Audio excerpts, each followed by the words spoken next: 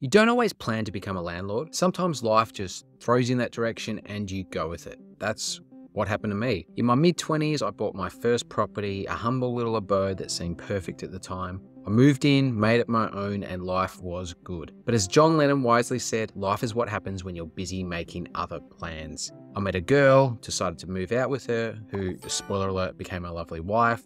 We moved into a new rental we chose together. Instead of selling the property that I was living in, fearing it wouldn't be worth much more than I bought it for, I thought, why not rent it out? And so, quite unexpectedly, I became a landlord. Over time, my wife and I moved on from the rental we first lived in together and bought our own place, continuing to rent out my first property that I was already a landlord for. Eventually, we moved cities, and so we decided to rent first and became tenants again. We then put the place we had bought together up for rent. And just like that, we're a couple of kids, well, under 35 at least, with 2 investment properties under our belts.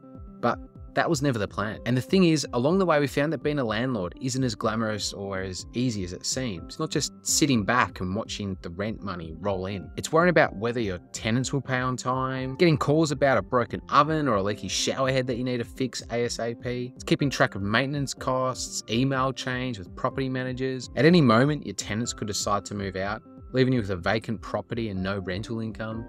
Or they could break something expensive. And guess who's footing the bill? Yep, you. Yeah, there's insurance, but it's a process. There's also the long-term commitment to consider. Just like any investment, you don't see the payoff immediately. You're playing the long game, hoping that over time, the property value will increase and make the whole venture worthwhile. Don't get me wrong, it's not all doom and gloom. There's some fantastic moments to be had, like when your property sells above reserve at auction, leaving you exhilarated and relieved. But here's the most important lesson I learned. It's impossible to know if you'll make money until you sell. My wife and I have since sold the 2 properties I was talking about earlier. The first one just about broke even, and the second one did well. Property, like any other investment, involves risks and uncertainties. It's crucial to understand this going in and not expect immediate or guaranteed returns. Property investment can be a viable path to wealth creation. It's not the only path. After selling our properties, we invested more in the stock market and found and appreciated the simplicity and scalability that shares offered. That's why I think investment strategies should be as unique as the people pursuing them. So take time to understand your risk tolerance, your financial goals, and the amount of effort you're willing to put into managing your investments. Contrary to popular belief, landlords don't exclusively belong to an elite club of wealthy individuals sitting atop skyscrapers. You might find that landlords are people just like you and me, regular folks trying to build a nest egg, securing their financial future, or perhaps just trying to make an extra buck. A significant number of landlords are actually in their 30s and 40s, indicative of younger generations taking the leap into property investment. However, there's an important factor to consider here. The average landlord isn't a multimillionaire with dozens of properties. They might just own 1 or 2 rental properties. And why is this the case? Well, as I've explained in my story, managing a property isn't exactly a cakewalk, and it often takes a significant amount of time and energy. Let's also not forget about the other half of the equation, the tenants. It's easy to view tenants as faceless entities who just occupy a property, but remember, they're people too. They have needs, wants, demands. You're providing them shelter. Happy tenants mean a steady stream of income and fewer vacant periods for your property. And just like landlords, tenants come in all shapes and sizes, each with their unique traits, quirks, and yet even challenges.